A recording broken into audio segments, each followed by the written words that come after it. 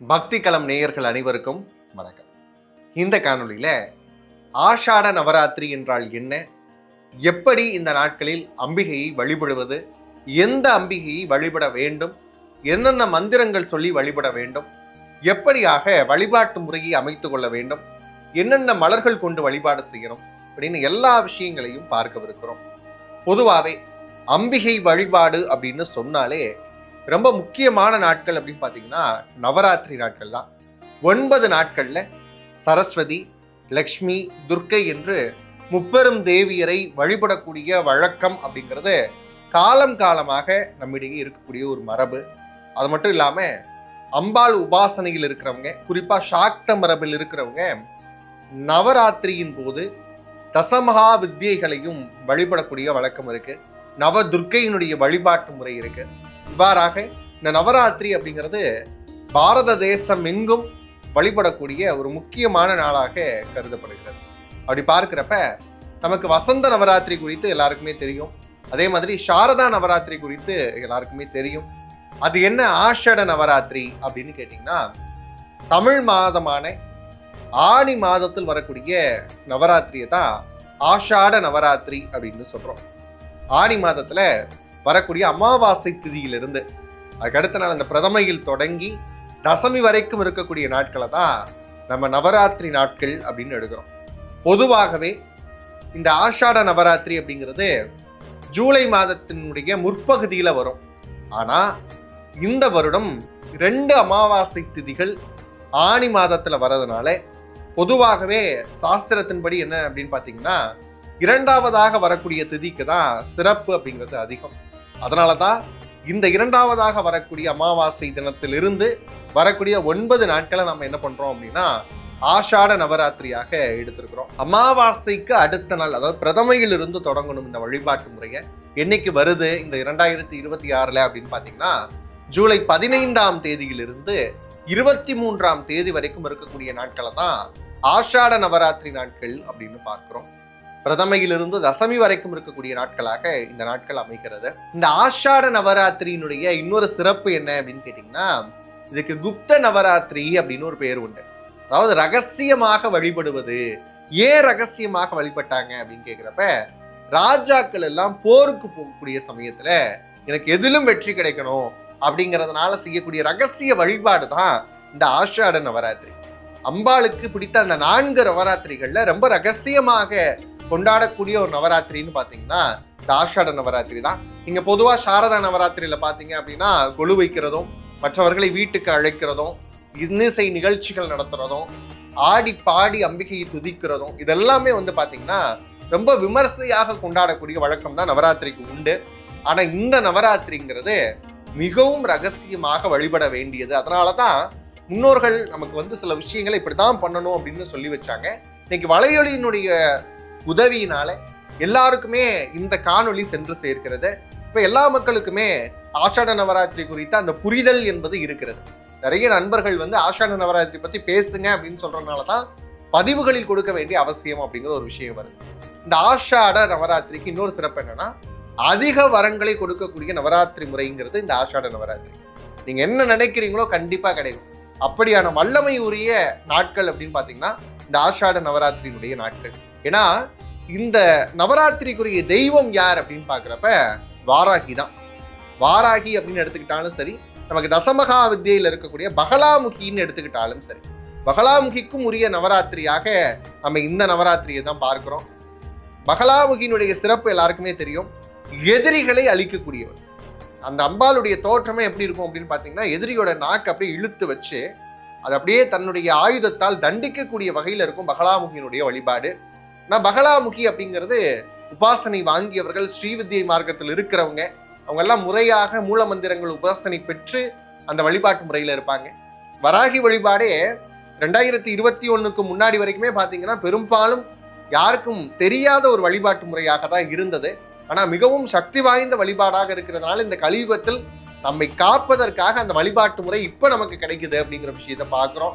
ஏன்னா ராஜராஜ சோழன் தன்னுடைய காலகட்டத்திலேயே வராகிக்கு அப்படின்னு சொல்லி ஒரு சிலையும் வடிவமைத்து அதை மிக உயரிய ஒரு கோவிலாக நாம் நினைக்கக்கூடிய பிரகதீஸ்வரர் ஆலயத்துல வச்சிருக்கிறார். அவருடைய காலகட்டத்துல மக்களுக்கு அது சென்று சேரணும் அப்படிங்கிறதுனால தான் அங்கு சிலை எழுப்பி இருக்கிறார். எப்பயுமே பாத்தீங்கன்னா விநாயகரை எப்படி நாம தொடங்கி அவர்கிட்ட இருந்து ஒரு விஷயத்தை தொடங்குறோமோ, ராஜராஜ சோழன் வராகியை வழிபட்டிருக்கிறார். அதனாலதான் இன்னைக்கும் ஆஷாட நவராத்திரி தஞ்சை பிரகதீஸ்வரர் ஆலயத்துல பெருவுடையார் கோயில்ல ரொம்ப சிறப்பாக வழிபாட்டு முறையில இருக்கக்கூடிய ஒரு விஷயத்த பார்க்க முடிகிறது. இந்த வாராகி யாருங்க? எல்லாருக்குமே தெரியும். இருந்தாலும் நம்ம சொன்னோம் அப்படின்னா தெரியாத நபர்களுக்கும் தெரியும் அப்படிங்கிறதுனால சொல்றேன். அன்னை திரிபுர சுந்தரியாக இருக்கக்கூடியதுல அவருடைய படை தளபதியாக இருக்கக்கூடியவள், சேனை தலைவியாக இருந்து பைரவ சம்ஹிதைகளையும் இன்னும் சொல்ல போனோம்னா ரகசிய யோகினிகளையும் வழிநடத்தக்கூடியவள் யார் அப்படின்னு பாத்தீங்கன்னா வாராகி தான். அவள் சேனை தலைவியாக இருக்கிறா. அம்பிகையினுடைய படை தளபதி அப்படின்னு சொன்னா எவ்வளவு பெரிய பொறுப்பு இல்லையா? ஒரு படையை வழிநடத்தக்கூடிய அம்பிகை அப்படின்னு பார்க்கிறோம். எதிரிகள் அப்படிங்கிற விஷயத்தை இல்லாமல் செய்யக்கூடியவள் வாராகி.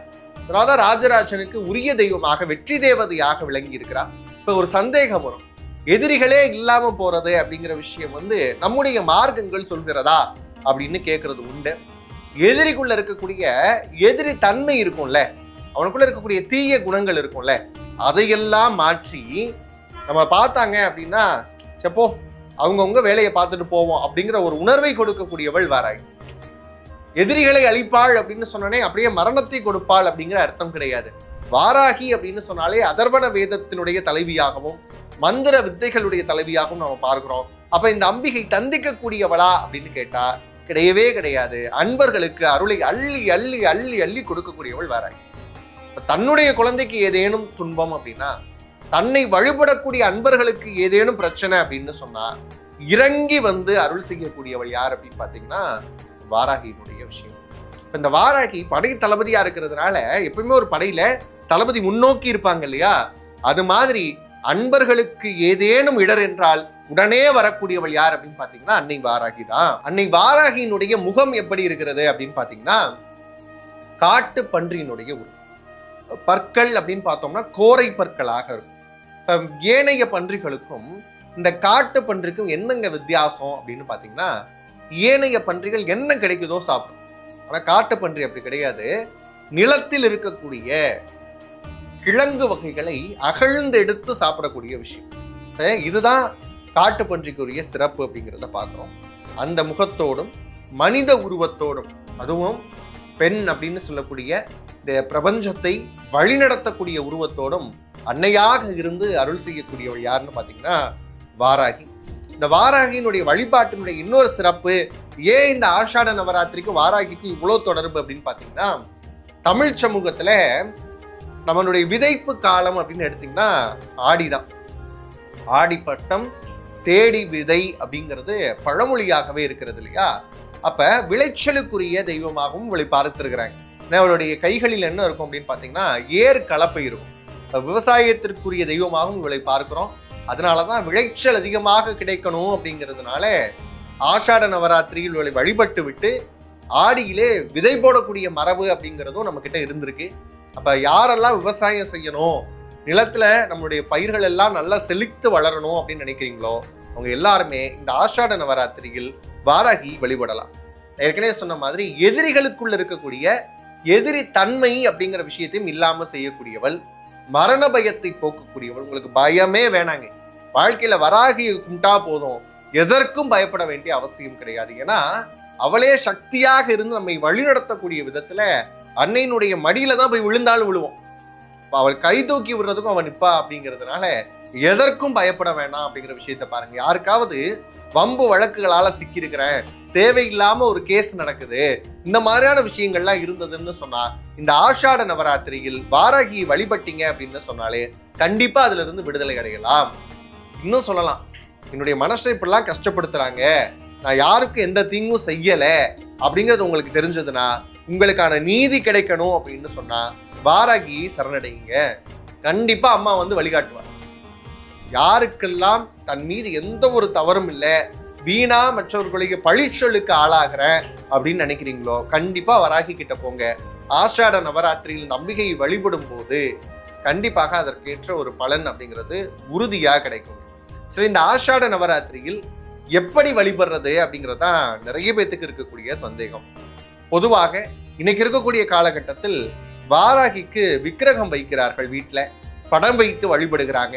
இந்த ரெண்டு விஷயம் வைக்கலாம், தவறு கிடையாது, அவங்கவுங்களுடைய மனதிற்கு பொறுத்து. ஆனா முந்தைய முறைகள்ல முன்னோர்கள் என்ன சொல்றாங்க அப்படின்னு பாக்குறப்ப, இல்லறம் நடக்கக்கூடிய இல்லங்களில் முறையாக கணவன் மனைவி குடும்பம்னு இருக்கக்கூடிய இடத்துல வராகியினுடைய திருவுருவ படமும் சிலையும் வைத்து வழிபடுதல் அப்படிங்கிறது கொஞ்சம் தவிர்க்கப்பட்ட விஷயமாக பார்க்கப்பட்டது. ஏன் அப்படின்னா, அம்மா மட்டும் கொஞ்சம் கண்டிப்பானவ, வராகி மட்டும். அந்த கண்டிப்பு எப்படிப்பட்டதுன்னா, நாம சுத்தமா இருக்கணும் அப்படிங்கிற ஒரு விஷயம். ஒழுக்கமாக, அது மன ஒழுக்கமாக இருந்தாலும் சரி, உடல் ஒழுக்கமாக இருந்தாலும் சரி, ரெண்டையும் சரியாக முறையாக என்னால பேணி பாதுகாக்க முடியும் அப்படின்னு சொல்லக்கூடிய அன்பர்கள் தாராளமாக வராகியினுடைய விக்கிரகமும் படமும் வைக்கலாம். இல்லைங்க எங்க வீட்டுல படமும் இல்லை விக்கிரகமும் இல்லை, நாங்க என்ன செய்யறது அப்படின்னு கேட்கிறவங்க, சில நபர்கள் கும்பத்தில் ஆவாகனம் பண்ணி வராகிய இந்த முறைகள்ல ஆஷாட நவராத்திரியில் வழிபடக்கூடிய வழக்கம் அப்படிங்கிறது உண்டு. இல்லை எங்க நாங்க கும்பமும் வைக்கல அப்படின்னு சொல்றவங்க என்ன செய்யலாம் அப்படின்னு பார்த்தீங்கன்னா, தீப ஜோதியில் வாராகி வழிபடுதல் அப்படிங்கிறது உண்டு. தீபம் ஏற்றி வச்சு அந்த தீபத்தில் வாராகி தாயே நீ ஆவாகனம் செய்து மகிழ வேண்டும் அப்படின்னு சொல்லி வேண்டிங்கன்னா அந்த தீப ஜோதியிலேயே வாராகி வெளிப்படுவாள் அப்படிங்கிறது நம்பிக்கையாகவே இருக்கு. சரி, இன்றிலிருந்து தொடங்கணும் அப்படின்னு பாக்குறப்ப பிரதமையிலிருந்து தொடங்கணும். பிரதமை அப்படிங்கிறது ஜூலை 15ஆம் தேதி வருகிறது. அப்ப 14ஆம் தேதி அமாவாசையா இருக்கும். அதுக்கு முதல் நாளே வீட்டையெல்லாம் சுத்தம் செய்து விட்டு முறையாக இந்த வழிபாட்டு முறையை தொடங்கணும். அமாவாசை திதி 14ஆம் தேதி காலை வரைக்குமே இருக்கு. அன்று மாலை பார்த்தீங்க அப்படின்னா பிரதமை வருது. இந்த பிரதமை வரக்கூடிய நேரத்திலேயே வழிபாட்டு முறையை தொடங்குதல் அப்படிங்கிறது ரொம்ப உத்தமமான ஒரு விஷயமா இருக்கும். என்ன செய்யலாம், யாராவது கலசம் வச்சு வழிபடுறீங்க அப்படின்னா கலசம் வைக்கலாம், இல்லை தீபம் ஏற்றி வாராகி ஆவாகனம் படுத்தி மூல மந்திரம் அப்படின்னு சொல்லக்கூடிய வாராகினுடைய மூல மந்திரத்தை சொல்லி, இதிலும் ஒரு விஷயம் இருக்கிறது. யாரெல்லாம் ஸ்ரீவித்யா உபாசனை பெற்றிருக்கிறார்களோ அருகில் இருக்கக்கூடிய நபர்கள் கிட்ட இருந்து உபாசனையாக வாங்கினீங்க அப்படின்னு சொன்னா மூல மந்திரம் சொல்லி வழிபடுங்க. இல்லையா, அம்பிகைக்கு 12 நாமங்கள் உண்டு. அந்த 12 நாமங்களை சொல்லி வழிபட்டாலே போதுமானது. மூல மந்திரம் தெரியாது அப்படின்னு நினைக்கிறவங்க இந்த 12 நாமாக்களை சொல்லுங்க. இந்த 12 நாமாவும் நான் இப்ப கொடுக்குறேன் உங்களுக்கு. பஞ்சமி, தண்டநாதா, சங்கேதா, சமயேஸ்வரி, சமய சங்கேதா, வாராகி, போத்ரினி, சிவா, வார்த்தாளி, மகாசேனா, ஆக்னசக்ரேஸ்வரி, அரிக்னி.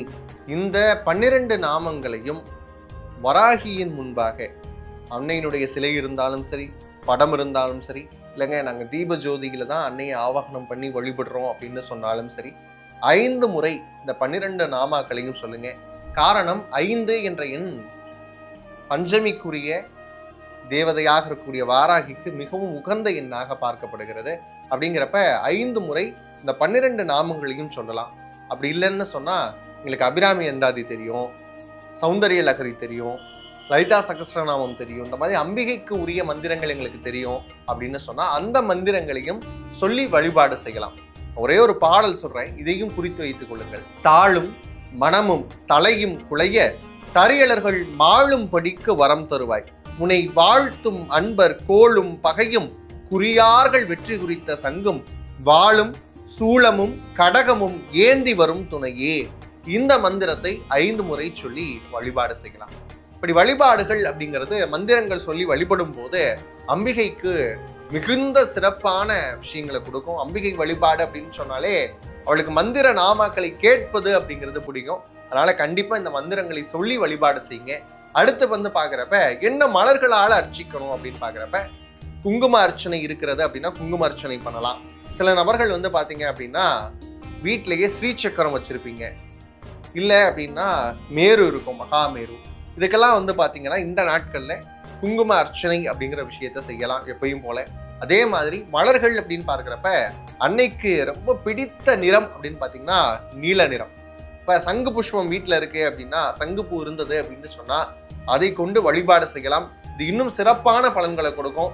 யாருக்கெல்லாம் ராகு கேது தோஷம் இருக்கிறதோ அவங்களாம் கண்டிப்பா இந்த 9 நாட்கள்ல ஏதாவது ஒரு நாளாவது அம்பிகைக்கு சங்கு புஷ்பம் வாங்கி கொடுக்க முடியுமா அப்படிங்கிற விஷயத்த பாருங்க. அதுக்கப்புறம் வந்து பார்த்தீங்கன்னா சிகப்பு நிறத்தில் இருக்கக்கூடிய மலர்கள், அது செம்பருத்தியா இருக்கலாம், செவ்வ அரளியா இருக்கலாம். இன்னும் சில பேர் என்ன பண்ணுவாங்கன்னா சிவந்து இருக்கக்கூடிய ரோஜா அப்படிங்கிற விஷயத்த இது பண்ணுவாங்க.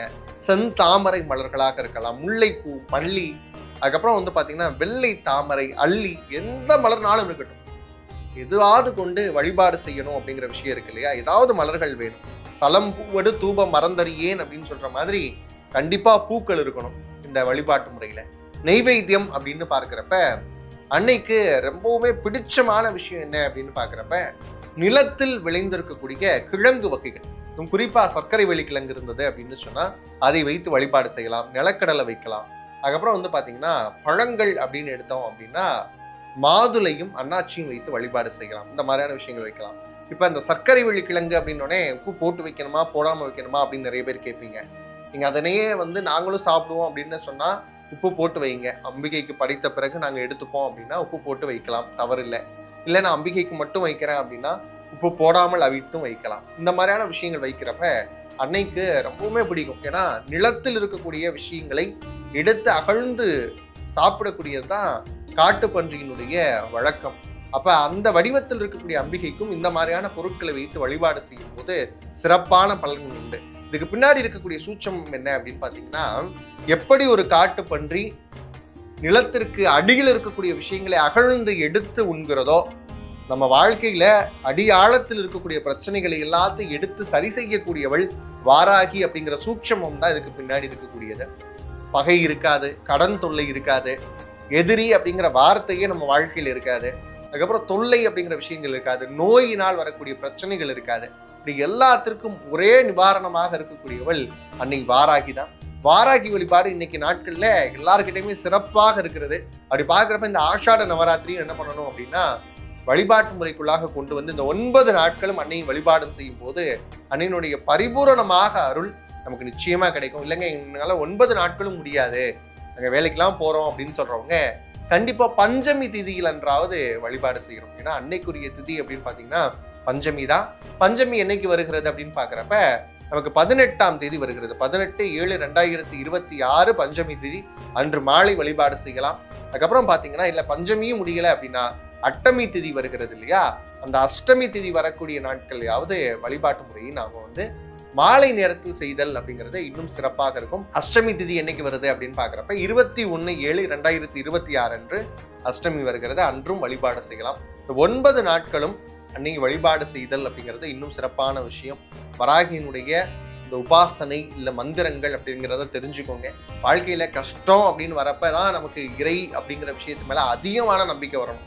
நிறைய நபர்கள் சொல்றது என்ன அப்படின்னா, இவ்வளோலாம் வழிபாடு செய்யறோம் ஆனா வந்து எங்களுக்கு வந்து இருக்க சோதனைகளா வருதே அப்படின்லாம் கேட்கறது உண்டு.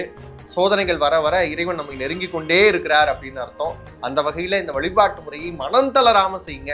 உங்களுக்கு என்ன கோரிக்கை இருக்கிறதோ அன்னை வாராகி இடத்தில் வைத்து இந்த வழிபாட்டு முறைகளை செய்யுங்க. கண்டிப்பாக அத்தனை கோரிக்கைகளும் நிறைவேற்றப்படும் அன்னையினுடைய அருளால. அடுத்த ஒரு காணொளியில் உங்களை சந்திக்கும் வரைக்கும் உங்களிடமிருந்து விடைபெறுவது நான் உங்கள் இண்டோ மாரன் அஸ்ட்ராலஜர் பாலுவானந்த். நன்றி, வணக்கம்.